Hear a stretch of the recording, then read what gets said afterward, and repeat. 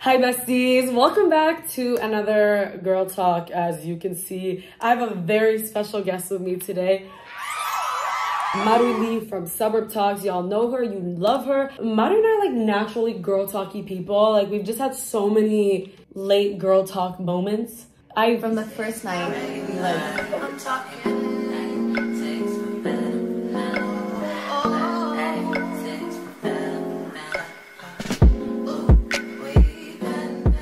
Y'all should have seen us the first night at Coachella. We were rooming together and it was literally like we were just up talking about the most random disgusting shit.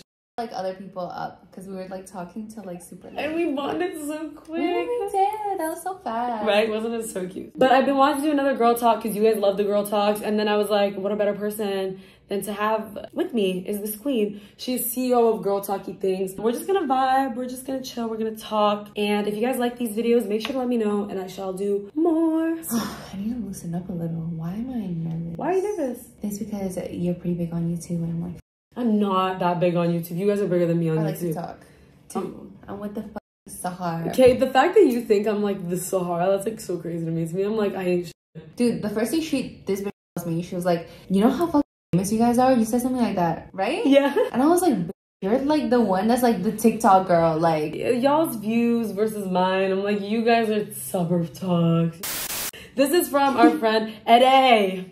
Dahi. Why did Addie ask that? No. Crop tops on men, yay or nay? I say yay. I think yay too. Yeah. Listen, I didn't really think that could be a style, but our guy friends have been wearing it, and I'm like, good. Yeah. Like Nick wore one like at a club event, and it looked pretty good. These are our friends in crop tops, and it worked. Like, okay, show me your slutty little lower midriff. Why not? Something that if a guy does, you immediately get the ick.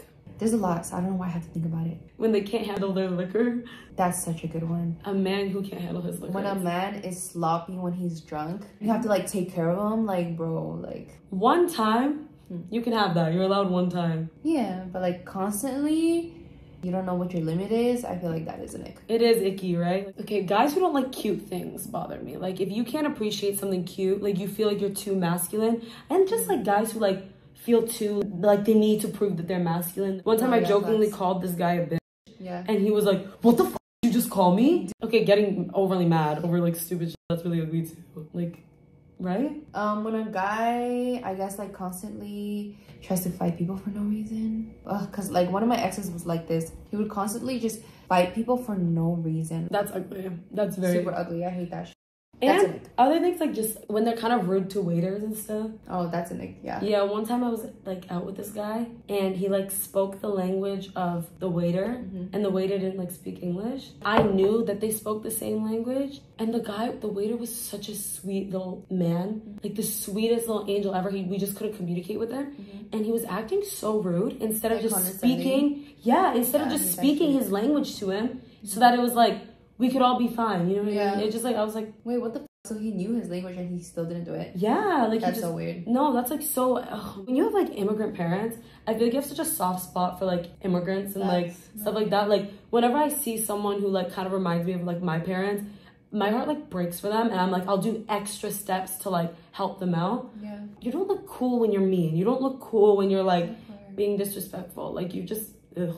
I feel like growing up too here, my mom wasn't very good at English, so like people would like talk to her hella condescending and I hated that shit. Being mean is never hot. I've never looked at a guy being mean unless it's bully Riz. If it's bully Riz, that's one thing. If you want to bully Riz me, let's do that. That's a fun little bit. To a certain point. It's like this line you can't pass. You know? Bully Riz, like banter, bully Riz is like cute. You know? But when it's like mean, it's like, all right, I'm gonna cry myself to sleep now. Thank you so much. How to deal with friends leaving and overall change. And a lot of people in general were asking about the topic of like friendship breakups and what is the best way to like deal with that. Have you had like friendship breakups or like you've had like friends leave you? I've had like friends where like we both distanced ourselves slowly and it was just happening and like we like realized it was happening but nobody did anything about it. How did you feel in that though? I don't know, I just kind of let it happen. I just saw both of us going in separate ways in life and like the friends we were hanging out with were like very different too. There's this like idea with like friendship breakups, and it's like natural for us, especially if you're the one getting kind of like dropped. It's natural to feel like I'm the victim and this person is like the bad person for like leaving me. The older you grow, you kind of realize not every situation is like there's a bad guy and a good guy.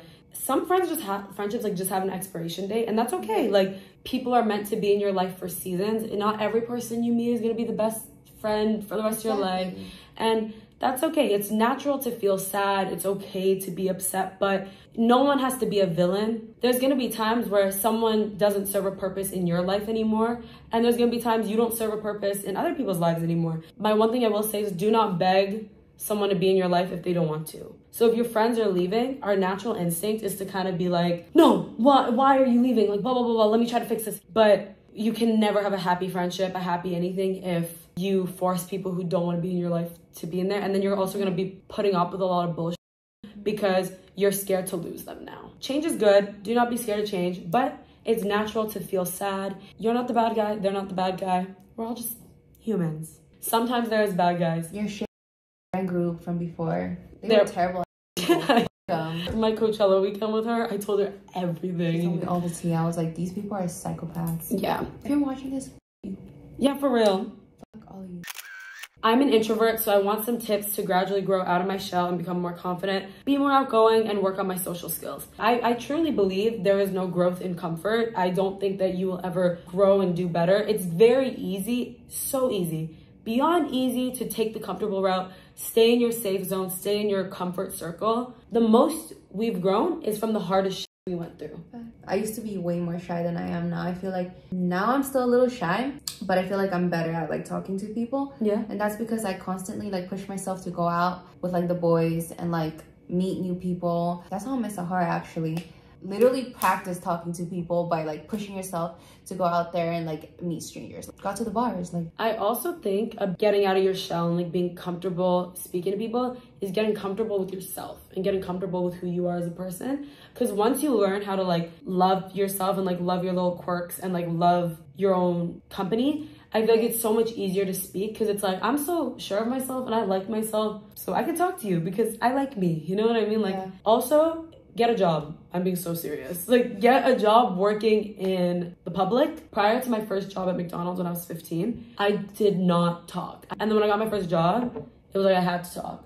I remember my voice would be shaking. When I had my first few customers, I was like, how can I help you? Like, I'd be so scared. And now look at me. I film videos and post them online of me talking.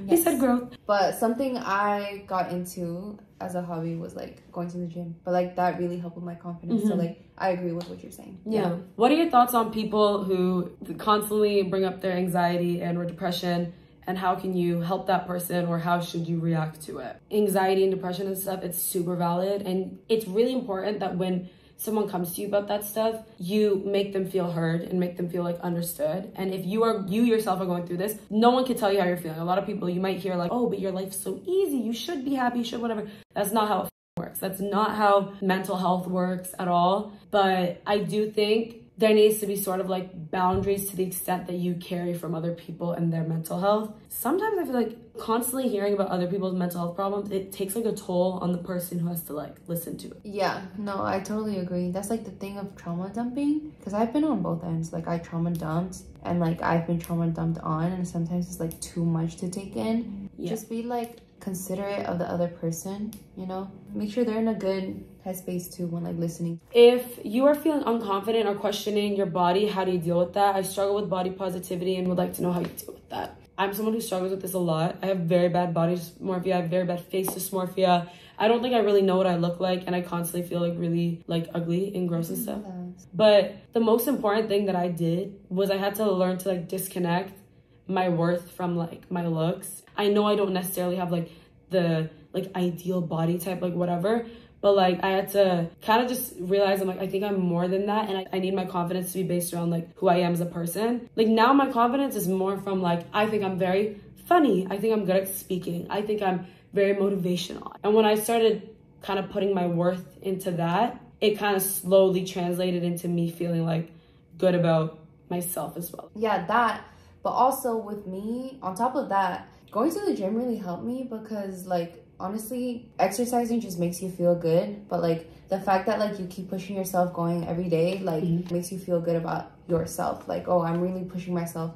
I'm really getting things done. I definitely agree. Doing things for your mental definitely helps. So, like, the gym, it truly does feed your mind. But also to an extent, I feel like sometimes it makes your body just work a little bit worse. Because I'm just like... Okay, yeah, I know a lot of, like, gym rats that, like, they have big body dysmorphia. When I was really going to the gym a lot, there'd be days, like, if I didn't go to the gym for, like, a week, I'd literally be like, oh, my progress is gone. I'm gross. Oh, that's me right now. No, this girl swears. She's like, no, everything's gone. I'm like, stop it right now. I'm like, her ass hits the ceiling, bro. She has the cutest little bubble butt I've ever seen in my entire life. You always hype me up about my ass. She has such a good ass, you guys. Her ass is underrated as I need to see this. It hits the sky. It hits the sky. That's the dream, you guys. How to give a boy butterflies. I'll tell you how I flirt. I kind of make fun of them. Like, if I make fun of you, that's how you know, like, I'm trying to flirt with you. She like, got that bully wrist. I got that bully wrist. Like, even if I meet you, like, the first night, I will bully you if I'm interested in you. Like, I will make fun of you. I think the best way to give a man butterflies is with your eyes. I'm like, the eyes. Yeah, the eyes, too. I feel like your eyes can make a guy fold immediately. Like, if you give a man the right look, he will want to die right there. Compliment his chain while touching it. Touch him and compliment him. Oh, I like this shirt. Yeah. Or like on his stomach, like. I'll just kind of like have my hand like on there, and be like, oh, you know what I mean? Yeah, exactly that. That works. I think just a compliment goes a long way too. Like a good compliment, like a unique Oh my God, look at us. Wavelength right now. Oh my God, a unique compliment eats. All right. When is the right time to have a first kiss? And or should I be insecure about not having a boyfriend? You should never be insecure about not having a boyfriend. What? Yeah, no. I actually got a lot of questions about that. Of being like, I'm insecure that I haven't had a relationship. I'm insecure that I haven't whatever. I don't think there's anything to be insecure about that, to be honest. I sometimes feel that. Low-key, I'm saying that it doesn't matter. But like, I've never been like in love. And like... Really? Yeah, never. Not even your exes? No, man. My one ex, bro, I hated that man. I'm gonna be so honest. Even my friends were like, you didn't like him. I think I just wanted to be with him because I wanted to have like a boyfriend. Low-key, I feel kind of bad. Nah, he was a piece of shit. You deserve me to hate you. But the right time to have your first kiss, I feel like this is like idea that you have to have it when you're like young. You have to have it like whatever. Have your first kiss whenever you feel ready. No, yeah, don't feel pressure to. Like, that's so like... That was me in high school though. I felt like I had to do fast, like even like sex, because everybody was having sex. I felt like I had to be having sex. But like, no, like that's so stupid. Like, go at your own pace. Don't feel like you gotta do it to fit in. Do it when it's right. Do it when it's ready. Do not rush it. Do not rush it, seriously. But you're gonna be so severely disappointed, trust me. Oh, everything. You will be so disappointed. It's not as magical as you think it is, any of it. A lot of people just wanted to talk about toxic, like, look at this. Isn't that crazy that this whole switch up was just toxic friendships? Damn. It's just a topic of toxic friendships in general. How to recognize toxic friendships and how to deal with toxic friendships. I think the thing that's scary with anything toxic, whether it's like toxic relationship, toxic friendship, is you don't really realize it's toxic until you're out of it. Once you're out of it is when you realize, like, whoa. If you feel like your feelings are invalidated a lot, if you feel like you get gaslit quite a bit, that's one. Two, if it has an effect on your confidence, if you feel like you're less confident around these people than you are around other people, I feel like that's kind of a tell. Yeah, that part. When they make you feel shitty about yourself or feel like you can't be yourself around them, that's when you know, like, it's kind of toxic. That's more like friends, I feel like. But for a relationship, when they have like control issues, like when they feel like they need to control everything you do, and you're starting to feel like, damn, like they're acting like my fucking parent, I feel like that's a red flag, and that's a toxic relationship. Also, I feel like that can apply to like friendships as well. Friends who are like really controlling. And like, you know, have you ever had those friends where like you feel like you just couldn't say no to them? It just wasn't an option for you to say no. Like they would push you to your boundary, push you to your limit. I've had a lot of those. When you're in those toxic friendships, you're stuck in this like loop and this cycle. And when a person is like toxic towards you, like as a friend, there's almost nothing you can do to make them change. Like unless they want to change, they're not going to. You're stuck in this loop. And the only way to get out of it is like exit the loop. And I had to drop a lot of friends for that reason when I started becoming a little more confident. All that. Not worth the trouble. What do you do when a boy is being mean to you? I don't know if they mean this in like a flirty way or like in a just being mean in general way. We can answer both. The thing I've learned, the thing I've started doing is I can't speak to you anymore. If you're being just straight up mean, That's my problem. Because, like, I feel like most of the times they're joking and in their eyes, they're joking. But sometimes I'm like, bro, like, you're getting kind of annoying. I feel like girls are conditioned to feel like we have to be okay with things that we're not okay with because we want to be, like, chill. Like, you want to be the chill girl who doesn't care. Like, I would love to not be offended by things. But guess what? I'm a sensitive little pickle. I can take a joke to a limit. To certain limits, I can take a joke. You know why we're sensitive is because we can't be mean to people. Like, no matter, it's so hard for me to be mean to people. Like, even if, like, somebody has done me fucking dirty, like, I find myself being mean to them, like, I feel bad for them. When I'm mean, for, like, days, I'll feel so guilty that I was kind of mean. And they call us sensitive, like, after we took that for a while. Like, babes, it wasn't the one comment you made that's triggering me. In the flirting sense, when a boy's being mean to you, I think it's kind of cute if you do it right. I think it kind of goes back to that idea of, like, if a boy is mean to you, it means he likes you. I think it can be cute to an extent. Like, they're like, you know what you said, like the bully riz? Bully is that riz. like the flirty mean? Is that the same thing? Yeah, I think bully riz is flirty mean. If it's executed well, it can be cute. It can be fun. It's like cute and silly and not something that's gonna make them insecure for the rest of their lives. Exactly that. Have you ever had that happen to you? Like, somebody, like, was trying to, like, be flirty cute, but then, like, it came off as, like, they hit your insecurities? Yeah, this one guy. Yeah. I feel bad because I know he felt really bad after, but he, like, told me, he was like, I love your double chin. That's crazy. And I'm like, what? He's like, yeah, you didn't have a double chin the last time I saw you. It, like, did kind of stick with me, and I was like, damn, I do kind of have a double chin. And I was like, you know, actually, one of my exes said that to me one time. He was like, you know, sometimes you have a double chin and sometimes you don't. Another one of my exes, actually, he was like, you know what type of dog you remind me of? And I thought he was going to say something cute, like a fucking golden retriever. He fucking goes, a pug. Like, you're really a pug? A fucking pug. Why? And I was like, bro, you know, like, that is not a fucking compliment. A pug is crazy. Like, don't ever compliment a girl by telling her she looks like a pug. Like, no. Pugs are known to be cute because they're ugly. They're like ugly cute. Ugly. Exactly. Pugs are ugly cute. So I would be offended too. Like, what the fuck? I've also just had times where, like, guys would, like, kind of, like, pinch at my belly and stuff, and they grab a load of fat in their hands. Like, if you want to have your hand over it, that's one thing. Don't be grabbing it. This isn't some Play-Doh for you to play with, okay? You're gonna make me nervous. Stop. Don't touch my stomach. How to properly shave down under? I have a good answer for this because I used to not know how to do this, and I would shave upwards. You're not supposed to do that. You're supposed to shave downwards. So, like, the way your hair grows, that's the direction you should shave. I didn't know that, and that would cause my to, like, be hella itchy, first of all, and, like, ingrown hairs. Yeah, a bunch of ingrown hairs. What I do is, like, when I shave down there, I use a cleanser that's meant for down there. Even with those guys, those soaps, don't shove it up your puss, okay? I can't exclaim this enough. Do not be putting it between your pussy lips. Do not be shoving it up your cooch to try to clean down there. It's not gonna smell like rainbow and sunshine all the time. It's an open organ, you guys. It's not meant to smell like a lavender field, okay? It's meant to smell like a vagina, all right? I swear to God, y'all, I used to shave so aggressively and so stupidly. I did the reverse way all the time. My punani was ingrown heaven, okay? It was a field of ingrowns, I'm not kidding. And I was asking my laser girl about it, and then she explained to me that after you shave or after you wax, you need to exfoliate after. Because what happens when you shave or wax, you basically get dead skin cells into your hair pores. The pores are now filled with dead skin cells. And then your hair, when it's growing out, it gets blocked, and that's when it starts growing in because it can't grow out anymore. So if you exfoliate, you're gonna get all the dead skin off and then leave perfect room for these hairs to grow. And yeah, seriously, do what Maru said for shaving. Be careful with your shaving. See, and you would think that's the right way because that's how you shave your legs, and also that's how you get the closest shave. But it doesn't matter, girl. Like, it's okay if it's not like the closest shave to your skin. Like, it's fine to have like a little bit of like stubble there. Also, like, I moisturize after, so I use like my facial cleanser. It has no fragrance or anything like that. Make sure it doesn't have fragrance. Make sure it's like for sensitive skin. And I literally use my moisturizer after I shave and like put it all over the places I shaved. Obviously not inside my punani, but like after, outside. Drink a lot of water. Wash the insides with water if you want. That is enough, all right? Yeah. Just get your fruits and veggies in, and that is good enough. Apparently kombucha is really good for that too. That's what my friend Dahi says. Drink a lot of kombucha if you really want it to smell good. Not smell. tastes good, okay? And our last question is how to handle mixed signals.